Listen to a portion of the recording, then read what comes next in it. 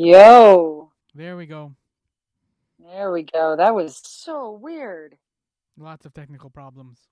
Oh my, well, it's technology. What do you expect? All right.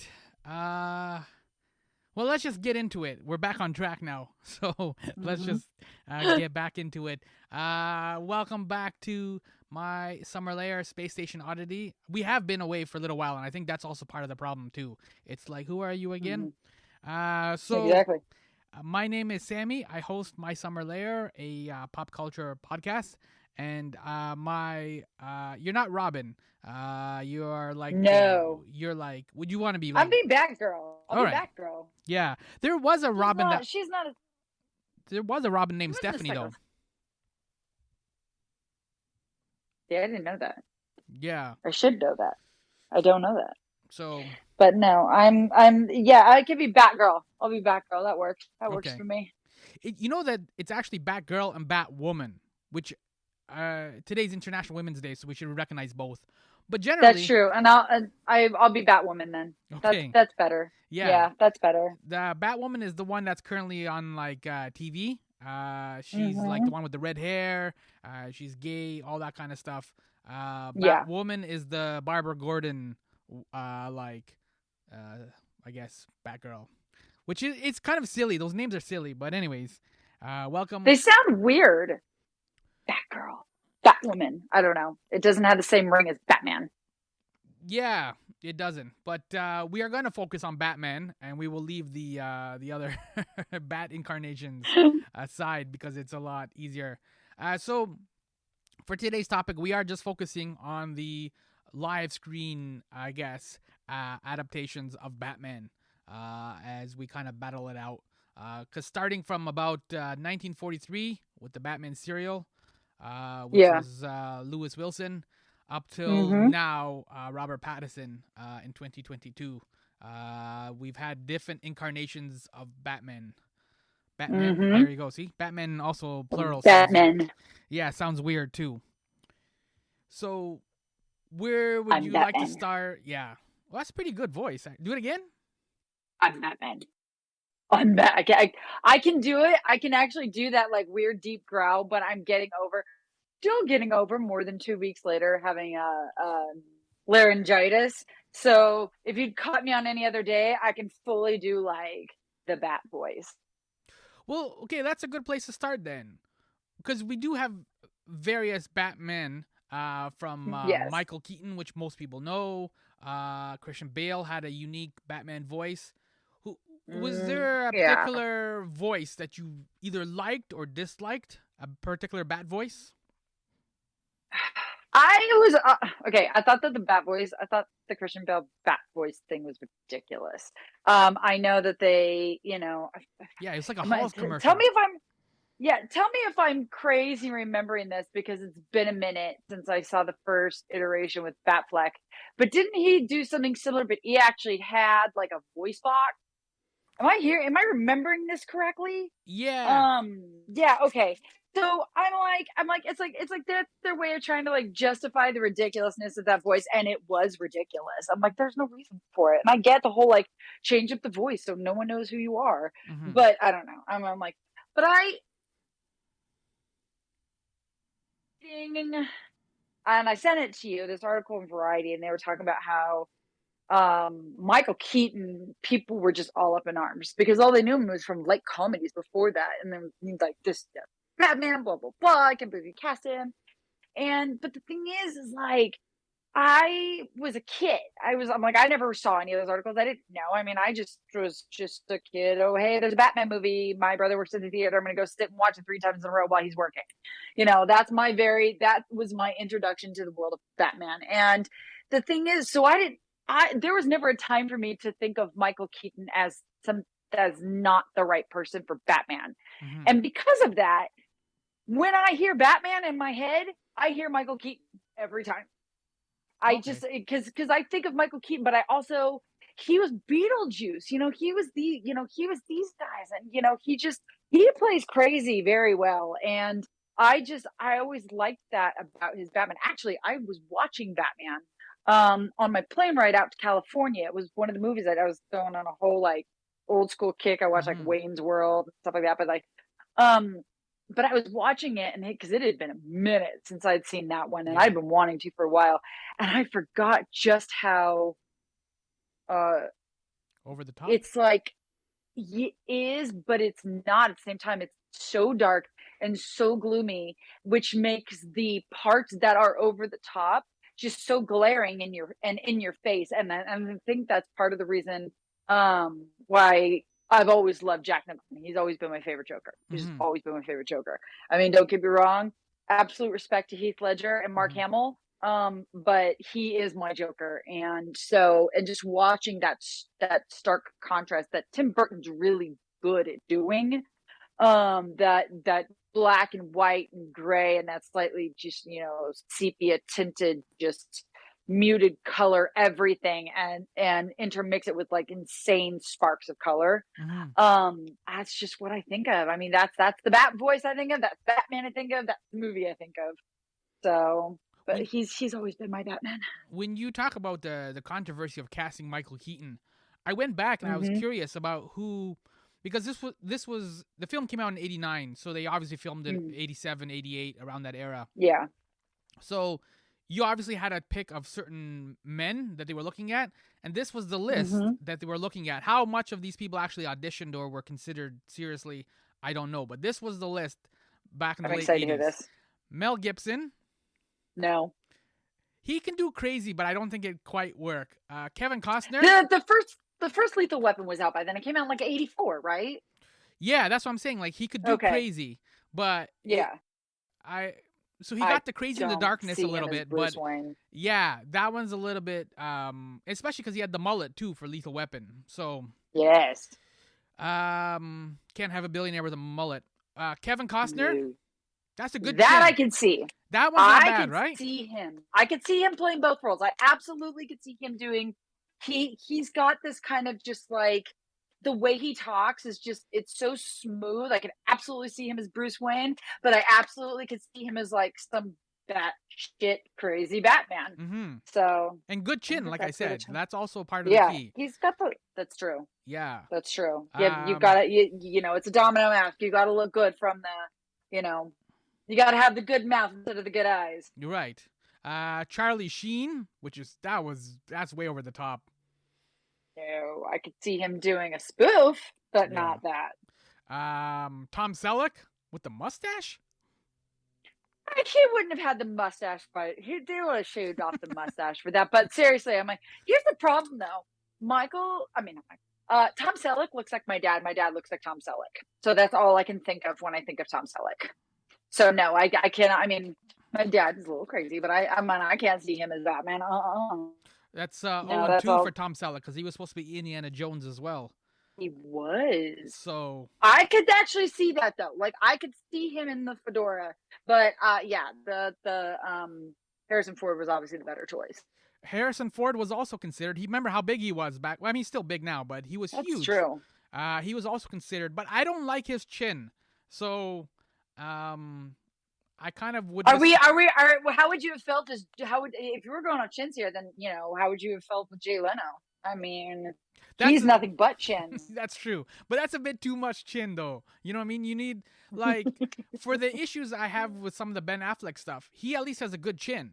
You know what I mean? Like that's a good Hollywood style chin. Yes, he's got the good square jaw, good chin. Yeah. The square jaw. So you say chin, but I'm thinking you got to have the good square chiseled jaw.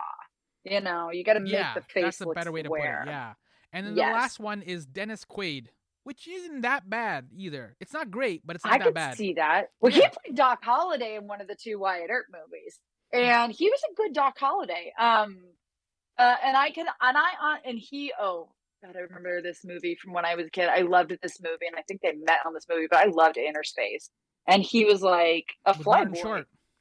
Yes, and he like his whole character was meant to be like this whole flyboy. So like, somebody who has the ability to both responsible and get stuff done, but do stuff that you're like, that's not the most sane thing you can do with your day. I can see it. Yeah. See it. But I think he comes across to me as just a little, his personality comes across to me as just a little too flashy for Bruce Wayne, because he I mean, he's, when you're when you're the richest man in the world, you kind of got to fly under the radar when you're trying to make sure nobody knows that you're also crazy Batman.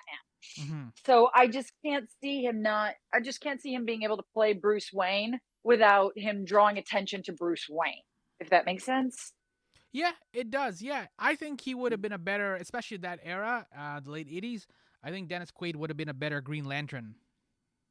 Yeah, I could see that. And if they were doing any MCU stuff back then, I'm thinking like he falls more in line with a Tony Stark than with a Batman, Yeah, than with that's. Bruce Wayne. That's Mm-hmm. how I see it. So Mm-hmm. yeah, he could have played. Yeah, so he absolutely could have played Tony Stark. I could see it. Mm-hmm. So those were the So ones, obviously, like those were the big names, anyways, at that time, right? yeah. Late '80s. Hmm. So it's kind of weird because it's like they really had like limited selection. Like we said, like a lot of those kind of didn't really kind of work. Like Charlie Sheen, Tom Selleck, and stuff like that. Yeah. Harrison Ford. Sure, they're big names and they can pull in box office, but they don't actually necessarily work with the character and who Batman is.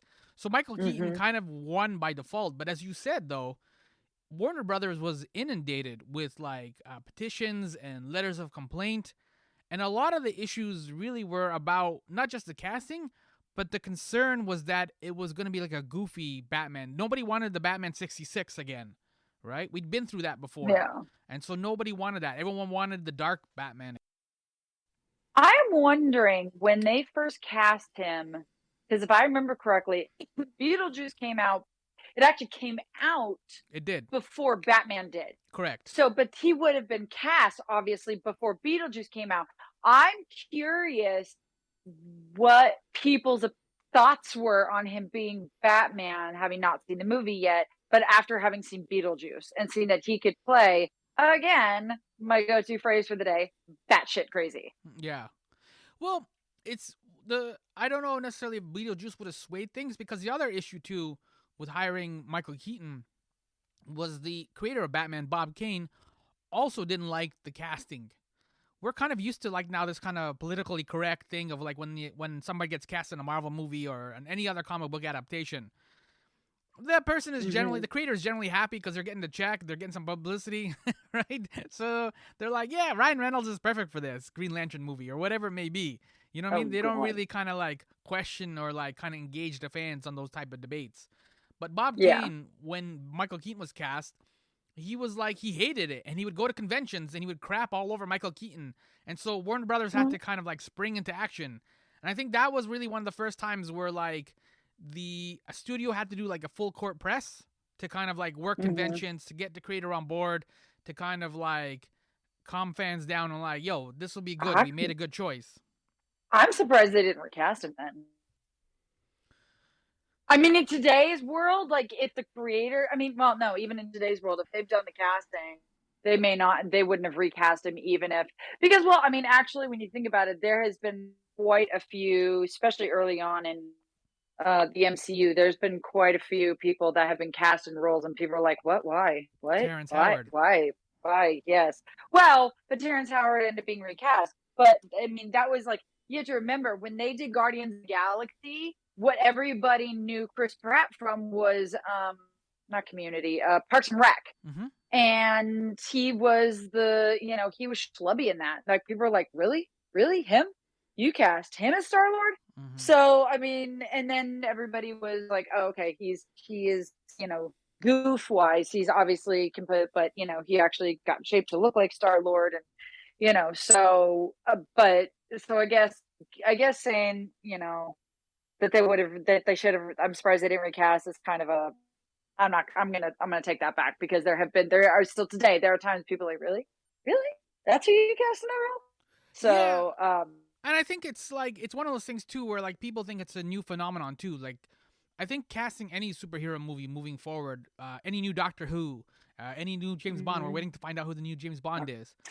I think it's I need always to going to cause know. like some sort of controversy, not just because of social media, but because there's a group of people who like that's not how I see James Bond, or like I don't see Michael Keaton as Batman, right? Like he hadn't really done other than aside from Beetlejuice, there really Mm-hmm. wasn't anything that like you couldn't watch like Clean and Sober or something that he had done earlier and say, Yeah. oh yeah, that guy's perfect for like Bruce Wayne and Batman. Like there was nothing Yeah. that would like solidify his work as Mm-hmm. a good, solid Batman. And they're not. I mean, they do sometimes cast unknowns, but I mean, pretty much most of the people who are being cast in the bigger roles these days. I'm about to say like they're more well known, but the truth is, I have to pull back when I say that because I know so much about either I already know a lot about where the casting's going, the direction they're picking, or because I'm so involved in TV film, I happen to already know a lot about these actors and actresses. But when the more I think back on it, actually, a lot of the big roles they've cast, other than like Eternal, have been not nobodies, did not super well. They became super well known after the fact. Mm-hmm. So I gotta hold my tongue. I say that, oh, well, they're only casting well knowns. I'm like, no, Stephanie, they're casting well knowns because you know who they are. Yeah. Well, So, and the other thing too is because you also need to lock up that person for a couple of movies, right? Which oh, it could yeah. only be 2 or 3 movies, but that could take over 5 years, 7 years, depending on how Mm-hmm. things go. Michael Keaton only did 2 movies, right? Which is kind of he's one What? of the shorter Batmans in that sense. And they didn't lock him. They didn't lock him in for 3 movies. They only had him for the one, and they went back to the second. But they weren't locking people in back then the way they do now. Mm-hmm. I mean, if you remember, Chris Evans said no multiple times to doing Captain America because he didn't want to do multiple. He didn't want to be locked into that many movies. So, like you said, he's like that's over a 10 years span, which is about how long he was playing Steve Rogers, and now he's coming back to the MCU. Coming back as Johnny Storm, but we'll get there at a later date. Mm-hmm. But you know, that was his whole thing, and it was ended up being Robert Downey Jr. and some otherwise. He just didn't want to be committed to that. And you're right. It's like these days you have to wonder. I'm like, okay, for if you have your own, standalone movie, yeah, they're probably going to lock you in for those 3. But like Chris Evans was locked into more than that. Chris Hemsworth was locked into more than that because they knew they were going to do the Avengers. So they knew that's where it was going. And so now I'm wondering because we got the Eternals. We don't, do they're working on bringing in new the actual new Avengers, like all that kind of stuff.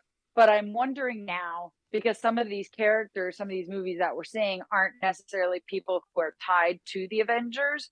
How many movies they're actually locking people in for? Is it the same as what they were doing when they did the original 3, Mm-hmm. or are they locking them for less now? They don't automatically have that lead into the Avengers sort of thing with some of these other characters.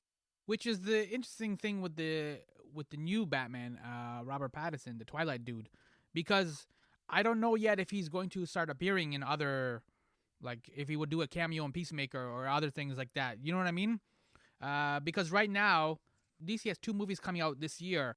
One is The Flash, which has Michael Keaton, and they have Batgirl, and Michael Keaton's in that as well. And then Ben Affleck is supposed to be in The Flash as well. But I don't know where. Yeah. I don't know if Robert Pattinson's getting some overtime or not as Batman. I'm wondering if they decided to take on their own multiverse because of the issues that they have been having with Batman.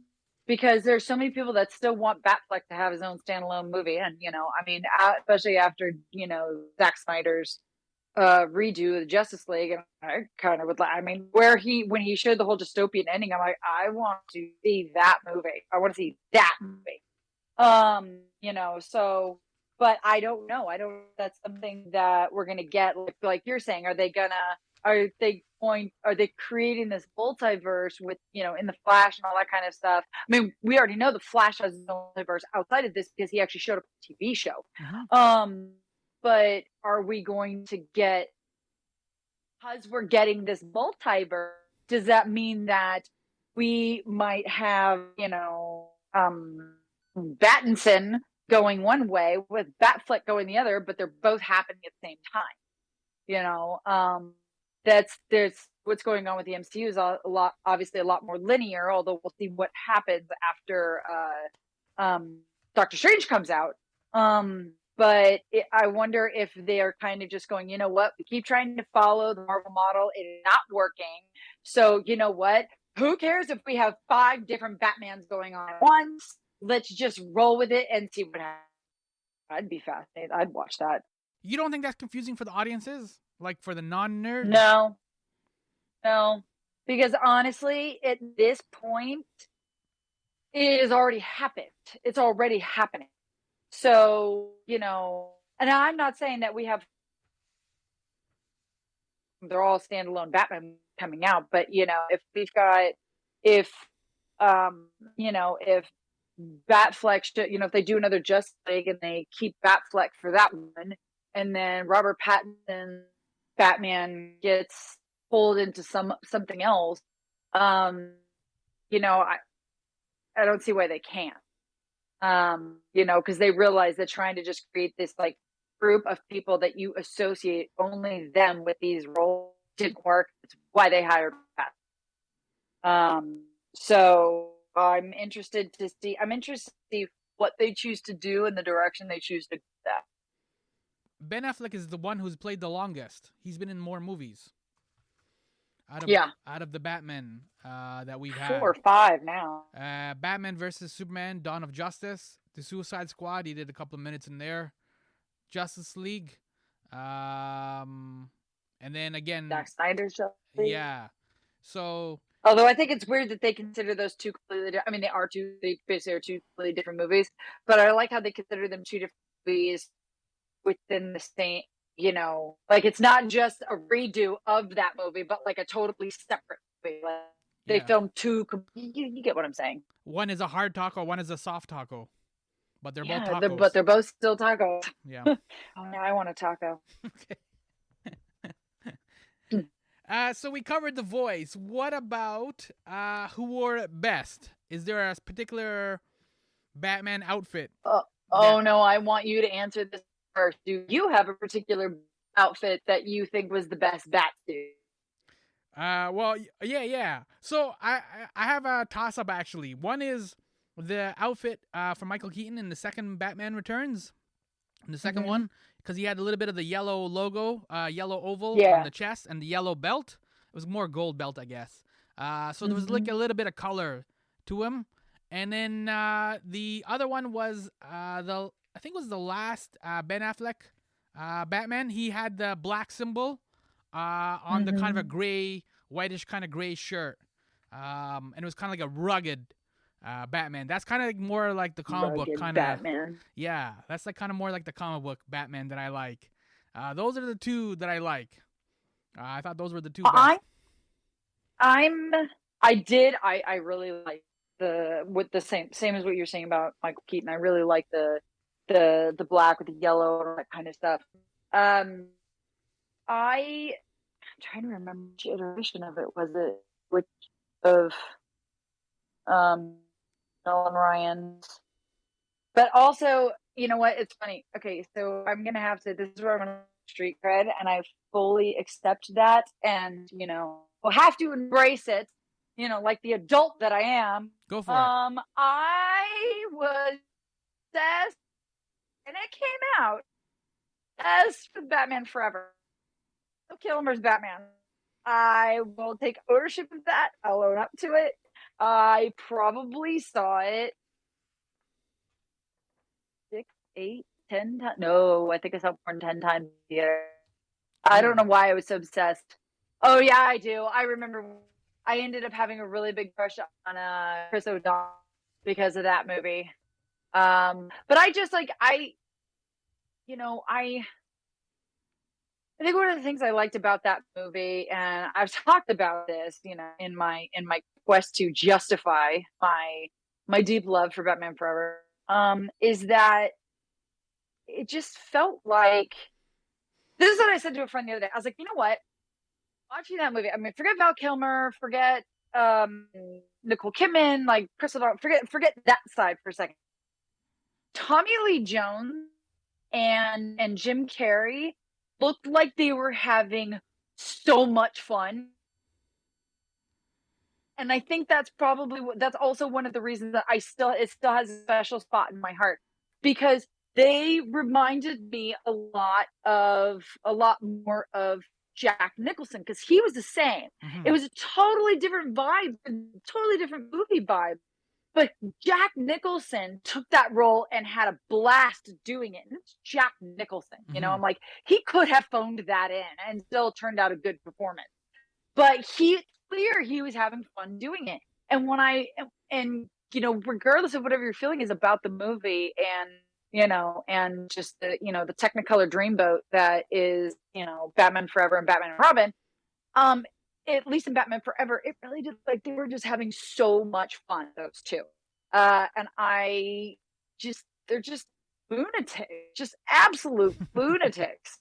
And it was very, very, you know, like, if you took the, admittedly, a very dark, gritty comic book series and put it on acid, had it drop acid, that's the movie you would get. And that's what I always felt like. I'm like Batman acid. That's what this movie is, especially these two. And I can't. My gosh, Aaron Eckhart. That's his name. I still to this day, like, I'm like, I'm not usually grossed out by stuff, but his Two-Face just grossed me out. I just felt it was a little too much. It was a little in your face. A little, yeah, a little in your face, inside your face, literally. So, that's part of the reason it still has a special place for me. Like, I'm kind of, I don't really have negative things about it because of the fact that I did love that movie. I was a fan of George Clooney. But I mean, I recognize the fact that, like, Val Kilmer really more or less phoned it in, and he did not. He was okay as Batman. I actually thought he was a little bit better Batman, Bruce Wayne. Mm-hmm. I felt he was a little too soft as Bruce Wayne. You know, he wasn't enough of I don't even want to say enough of an adult. That's the wrong word. But I couldn't see that guy being Begla Gajillionaire. Yeah, The way he carried himself. Val Kilmer got a little shortchanged. I think it's a little bit like Pierce Brosnan and James Bond. Like, he didn't get, like, the good script necessarily. I think he could have been a little bit better. Because obviously this was Schumacher as well, and so they were gonna follow this up with Clooney and the Nipples. So I think Val Kilmer, unfortunately, was in the middle of, like, a ship that was kind of turning into that direction. He said, I'm gonna quote him here because he wrote in I'm Your Huckleberry, his biography. He talked about, there's a whole chapter about Batman and working on Batman and making it. And he said a couple of lines I'm going to share now. He said, I mean, it's so bad, it's almost good. I regret the kitschiness in a way because the character himself is one of America's great pop archetypes. And then he goes on to add, you got to hand it to Batman. He's far greater than any actor attempting to play him. Mm-hmm. That's true. That's a good point. But, one thing, by the way, that nobody ever to mention, you do know that Val Kilmer's Batsuit had the nipples, right? I don't know why everybody focused on George Clooney, but the Val Kilmer Batsuit absolutely had the obnoxious nipples. I don't know if it's because and it was you know, he had like there was a couple iterations. Remember, he ended up bringing a suit toward the end of the movie. And the initial suit was closer with, you know, the black with the yellow and stuff like that. I don't know if it's just because it was the black suit with the yellow bat symbol in front, that had the nipples. Backwards. No, I'm not. So, you know, maybe it's because they went back to them. I don't know. But yeah, one of Val Kilmer's bat suits absolutely had the difference. Nobody talks about that.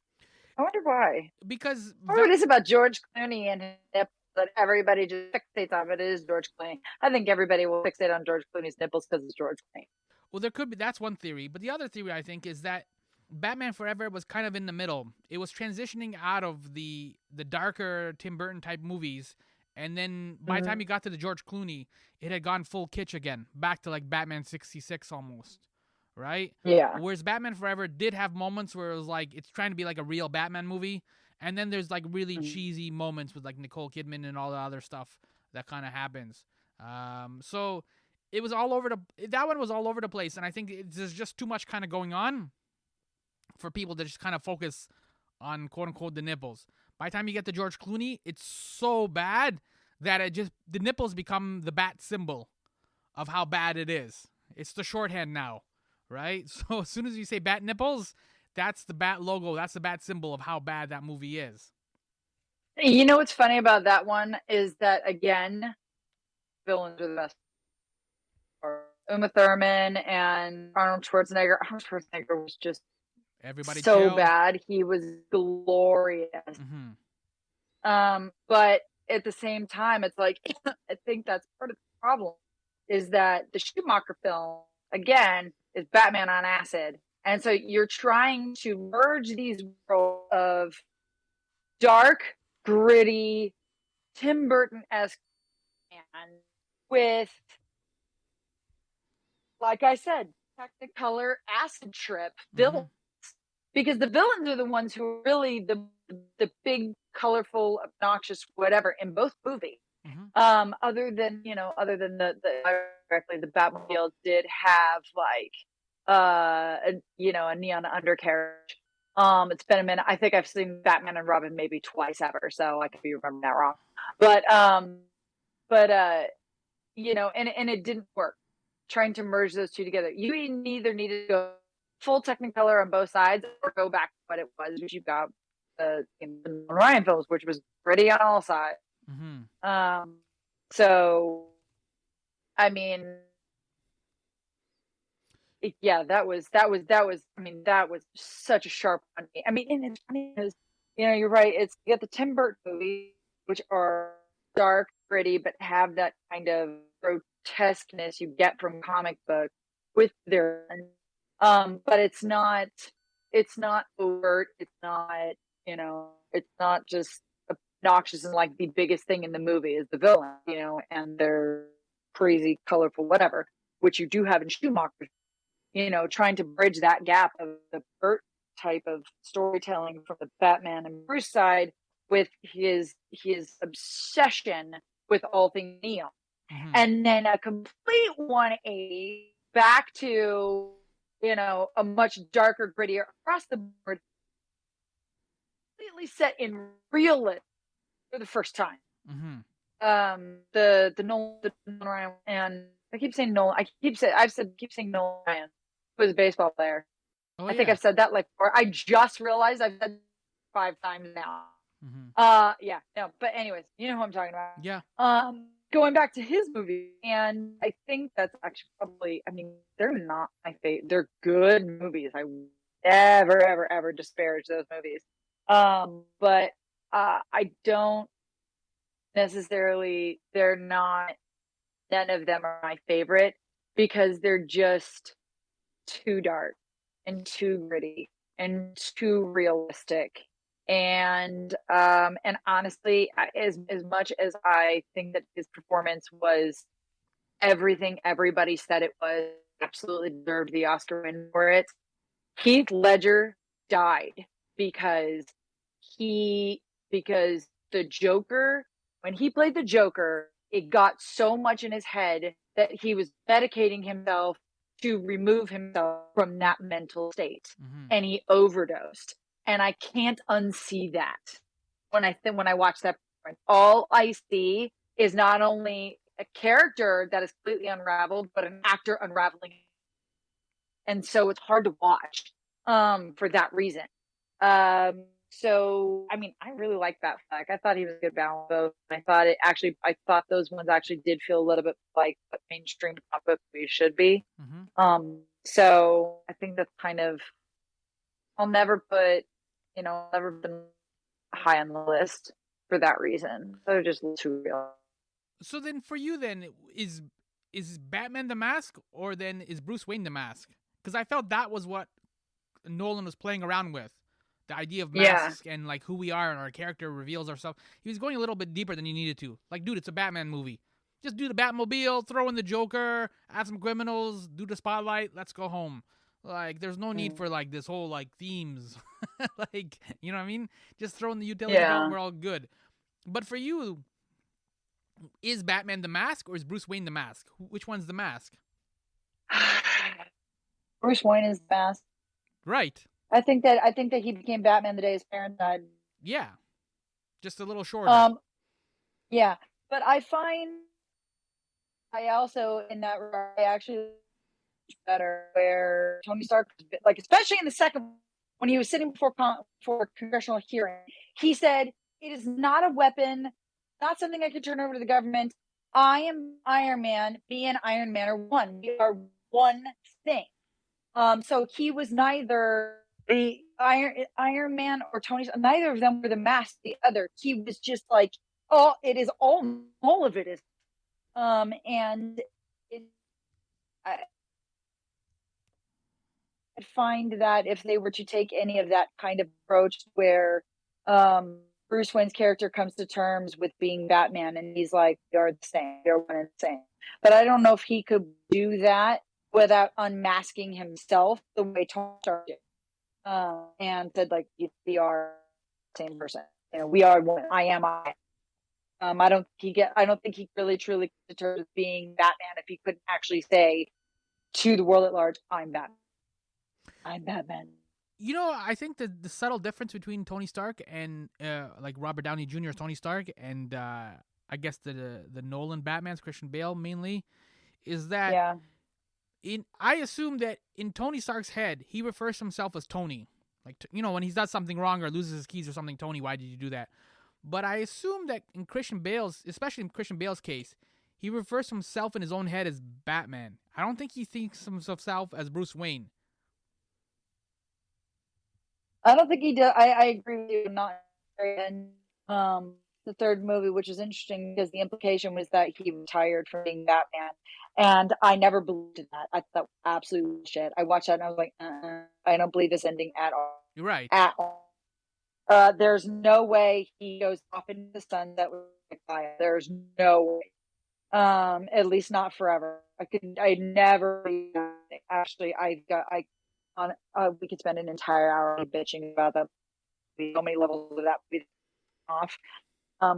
And I don't say that lightly. It takes a lot for me to be pissed when I leave the theater, and I was pissed when I left that movie. But yeah, it was a miscalculation, like because the whole point of Batman is like that's why the movie title actually makes sense for Val Kilmer, Batman Forever, because that's how Bruce Wayne sees it, right? Like it would be Batman Forever, either through Robin then taking over as Batman or whatever it may be, but like Gotham would always have this guardian, like generational guardian, basically. So what he put in motion is supposed to like last forever, which is, that's a billionaire mindset. It's a legacy. Yeah. And that's a good point. I mean, if they had taken, they started being in gosh, who was he? Which Robin was he? Chris O'Donnell's character. I'm blanking on which Robin he was. But they mentioned, I'm just blanking on it. But they mentioned other Robins in that third the Nolan the Nolan film, and Christian Bale. And the third one, they made reference to. I think Gordon Levitt was supposed to be Batman. That was it. Yeah. That was it. Thank you. I was like, the actor. Gordon Joseph Levitt. Joseph Gordon-Levitt. But again, Joseph Gordon-Levitt. Anyways, but it ended right before he could become Robin properly. So you kind of get this like wink, wink, which I didn't appreciate. It's like, yo, man, either commit to it or like don't flirt with us. You know what I mean? Like, what are we doing here? Like, and I think that's always been one of Warner Brothers' biggest missteps is that they do that wink, wink, and then they're just like, nah, fuck it, we'll reboot it. Yeah, and which is what always happened. Right, because that was it. Nolan left, and then we got all the Ben Affleck stuff, which has nothing to do with anything that we just saw. They're now doing it again because they came out and said we don't have any plans to do another Justice League movie after they did the Zack Snyder with that ending the way it was. And Clark loses his mind and basically destroys the world. Tell us that if you're not going to give us that. Because I want that to story. I really want that story. And maybe they will change their mind on that. And I'm hoping that they'll, but the thing is, like, they said, no, we don't have plans to do another one. Like, then why give us that ending? There's so much good. That is a good story. And I want to see how they get there. And I want to see what happens, it's like not even necessarily another Justice dude, a sequel Dawn of Justice. I'm like, give this freaking movie. I want to see it. You get an idea of what happens. Like, oh, screw you. Yeah.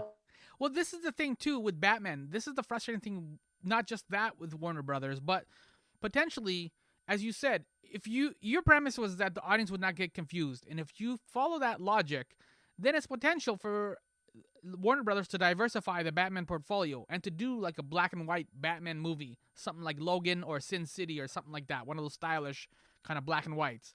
Just do a one-off movie, do a really cool story. He's chasing streets of Gotham City, whatever.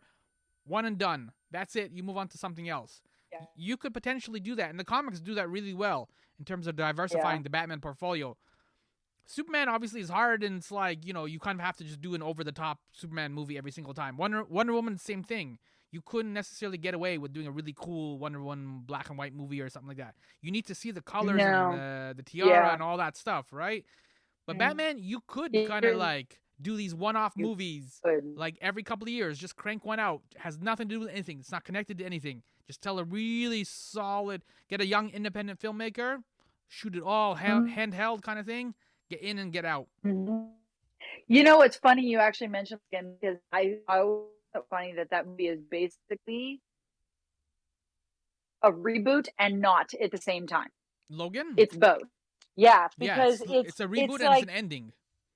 Yeah, and I loved that. They're like, you know what? Kind of screwed up last Wolverine movie, so let's not do another Wolverine. But we need to wrap up his storyline because there was a lot of story.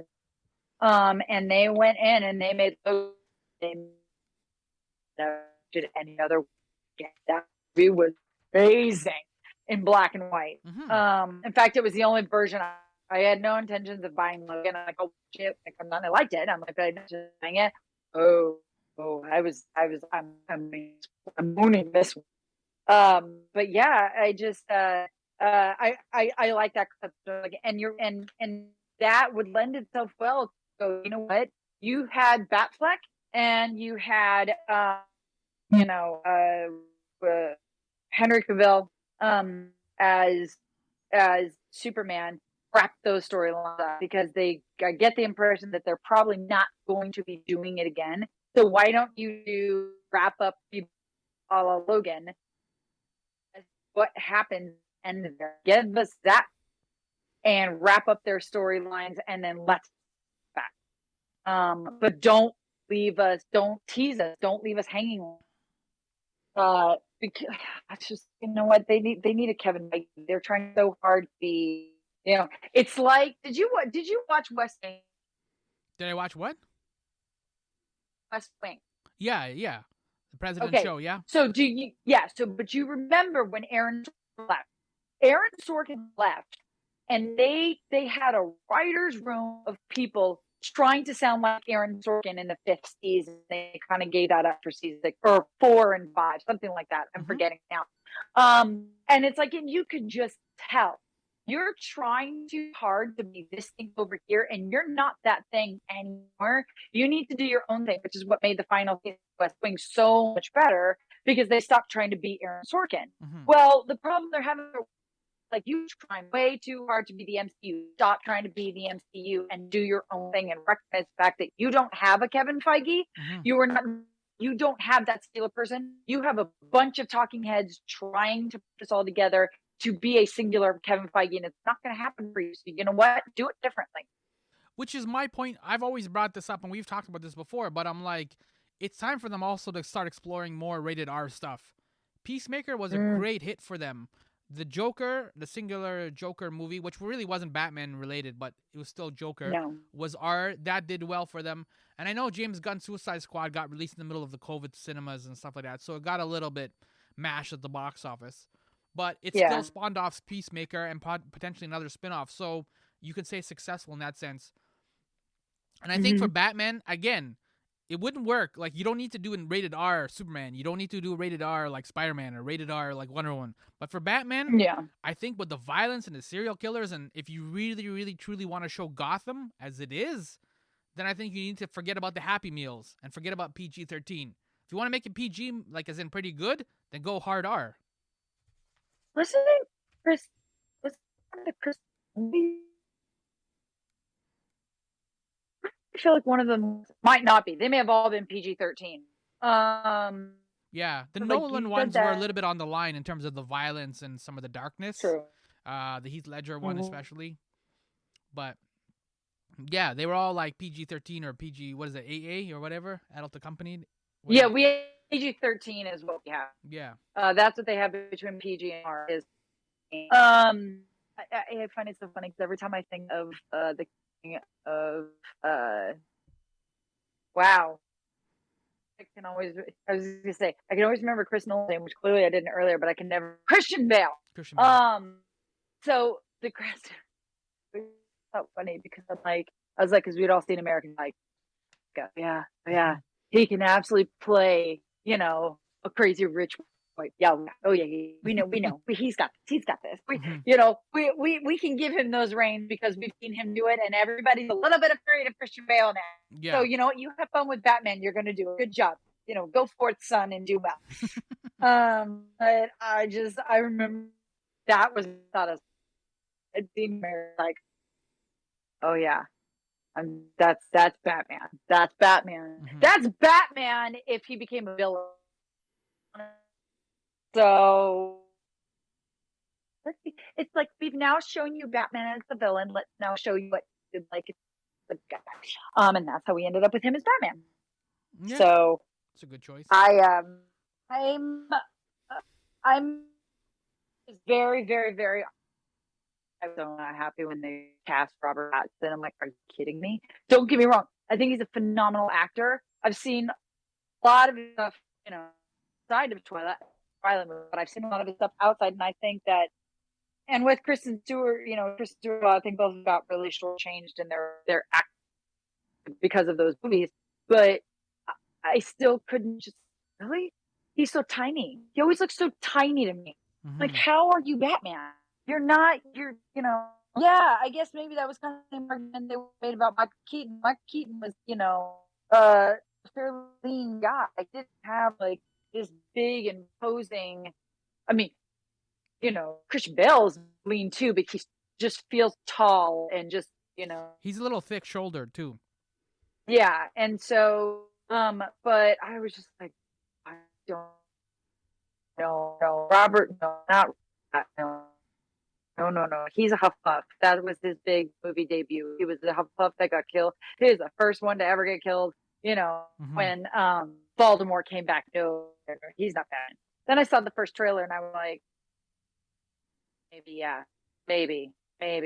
And I've heard nothing but good things. So nothing but good. So I am still reserving judgment.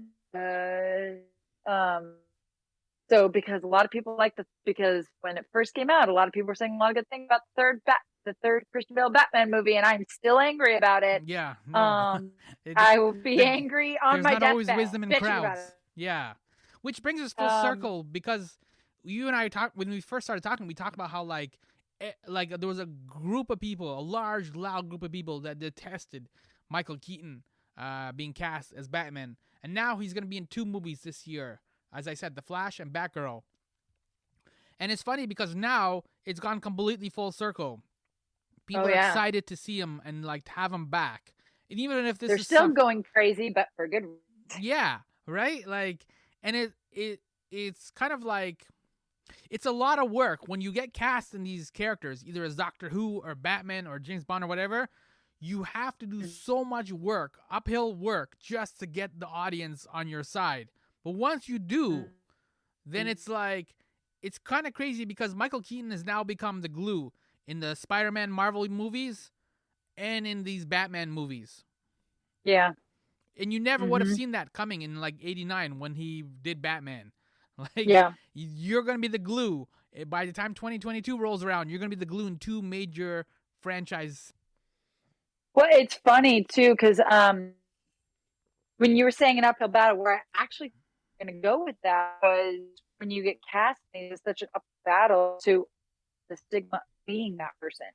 So it's like, now everybody associates keep that, and we associate with a lot of good, but I am Batman. So and that's true of basically every actor who goes into these movies. That it's the only ones who are making an easier transition of it are the ones who were not who were well known for their cast. Like people like oh my god, Bruce Banner. Why am I blanking on his name? Oh, Mark Ruffalo. Mark Ruffalo. Mark Ruffalo is a good example. Would have been who's doing lots of that because he is Ruffalo. And but I watched some of the other having or struggling and going back to their other franchises, like Robert Downey Jr. back in Sherlock Holmes because some of the standalone trying to do that got the visibility that I'm sure he's hoping for with being having the visibility of Tony Stark. So, but we'll see, and but you're right. It's like you look back now, like he helped usher in the three Spider, and he helped usher in the age of good comic book. I mean, I can't really think of any really good comic book movies before Batman. Unless Howard the Duck, but that's legendary. That's just Superman legendary. was also pretty good. That was. Oh, that's right. Thank you, Superman. I was like, I know I'm wrong. I'm sitting here going, I'm saying this. I know I cannot think. Well, yeah, you had Superman, but I mean, those two. I mean, Superman was kind of a standalone thing, and then you got Batman, and even though the Schumacher movies are not, they did really well. So they kept that train going when they started, which led to great spin-offs. I mean, the why I'm making on it because I've only ever seen the cartoon version with the animated Mark adventures. Hamill. Yeah, Mark. Bruce Timm. I mean, it ushered. Thank you. Yeah, it ushered in some really great, animated version, this kind of, and I really actually don't. I'll actually go back onto the hill I was about to die on. Superman movies. I still don't think that was a jumping off point. I really do think it was Batman. I really think it was his Batman. Because Superman was so standalone within sight of Wayne. So we did have some pretty comic book TV shows in the 80s. The Hulk, Incredible Hulk, Greatest American Hero, my very first favorite TV show ever. Well, that and add that team. But also, like, we've seen that before with Batman, which is when Batman 66 came out, as bad and as corny as it was, it spawned a whole, like, financial revolution, right? It brought in millions in products, right? Like the whole, like, Simpsons kind of crusty thing. Well, they just put the Bat logo on anything, and it'll sell. Yeah. And we saw that kind of resurface again in 89 with the Michael Keaton Batman, where it's just like they cranked out so much stuff, and they made actually probably more money doing like the Bat products more than the actual box office. Superman. Well, because everybody learned from Star Wars. Yeah, Superman never made those same kind of connections. He still sold some like bed sheets and like action figures and things like that, but it was never like this Superman mania that we saw either with 66 or with Batman 89. Well, it didn't. It also didn't. I mean, you could look at it and say, I mean, even the stuff that was sold for Superman was not sold for adults, and the stuff that they started cranking out when Batman came out was because the first Superman movie came out. I think a year, but it was right around. It was around the same time the first Star Wars movie came out, and if you remember, I mean, it is in, it's practically mythical at the story of George Lucas when he was negotiating the first Star Wars movie. He took a They didn't not want to give him a lot of money, and they did not pay him. And he's like, just let me keep the merchandise rights. And that was the biggest mistake they ever made, because that is why he became a billionaire. Jack Nicholson did the same thing with 89 Batman. Learned their lesson. He took a little bit less money up front, and he said, just give me a cut of the box office and give me a cut of the merchandise. And they're like, sure. And then it turned out to be this huge phenomenon, and he made almost, I think it was either 50 or 70 million. Something ridiculous like that. Insane amount of money. And I respect that. I respect people who look at something and go, you know what? I can get paid. I can get paid a little less with the potential of making a hell of a... Yeah, that paycheck was no joke. Which is also, he did that knowing that he was, he could have and still turned out a good performance, but he had fun with it. And I think that's also one of the things I probably actually like more about DC movies than I do about at least the older DC movies, because Justice League it's not the same. We got a little bit of a Suicide Squad, not quite. Is that the villains in the DC movies? I actually think are the bigger stars. They're just more fun. They're all more fun. The heroes are too tragic. They're too tragic. And then you get just all, think about it. Think about when you think about the Superman, what do you think about? You think about the villain. You think about Lex Luthor. You think about like Zod. Kneel before Zod. Yeah, you think about that stuff. When you think about Batman, don't get me wrong, this whole conversation about the different Batmans, but you think about Jack Nicholson, you think about, Danny DeVito as a Penguin, which is genius. You think about, like I said, I think the thing that probably puts Schumacher to, a little soft spot in my heart, Batman Forever, I absolutely think that the villains were better than the heroes in Batman and Robin. Not so much with the Christian Bale movies. Honestly, the villain that's in my head is Bane, and that is the thing and it is the bane of my existence, because that's why that movie pisses me off so much. So then, Bane just turned out to be a bitch, and it made me so mad. Let's end on a happier note then and go full circle, since we're talking about the villains, and we'll close out on the one Batman we haven't really properly acknowledged, which is Adam West, and of course his colorful cast of villains. Which is, you can't have, when you have a Joker putting that grease paint over his mustache, I think that takes the top, the cake of what you talk about with like villains being on acid trip or whatever. Like, I think that's amazing. Yeah, great. That like Catwoman, like all Adam West. Is Adam West. He stands above.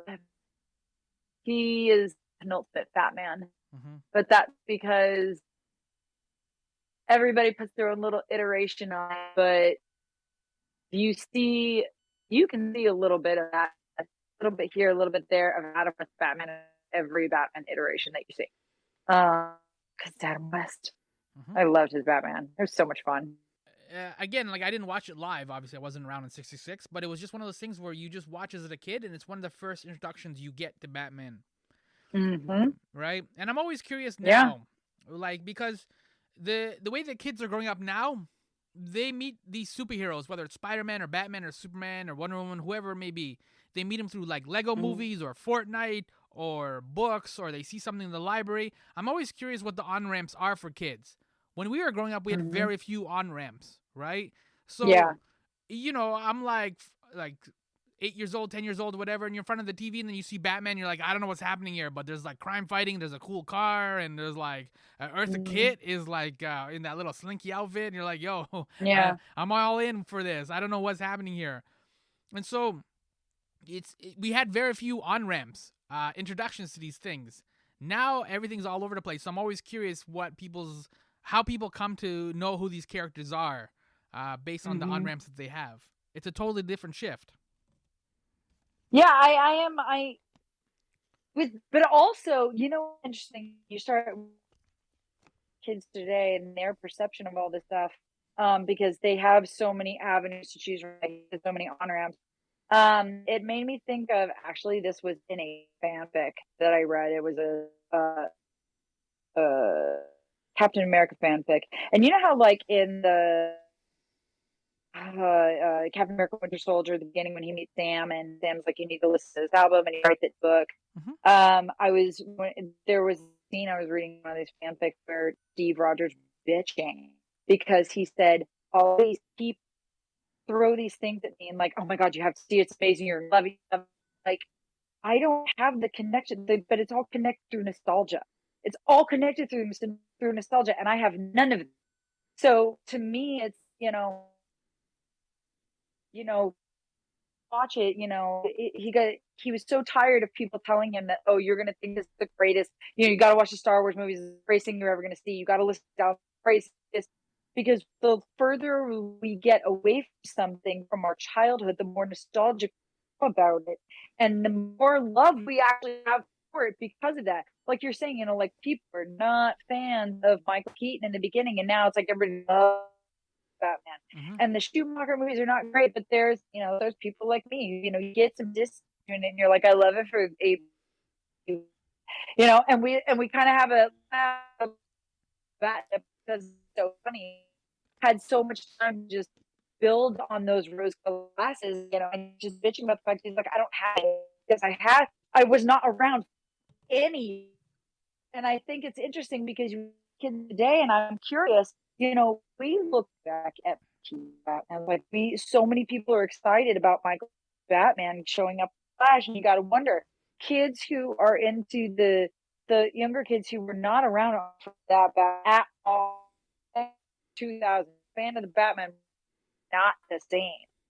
Like their Batman was male, so their first introduction was like, I wonder how a lot of these people are kids just like how they feel that stuff, because they don't have that nostalgia that we have for it.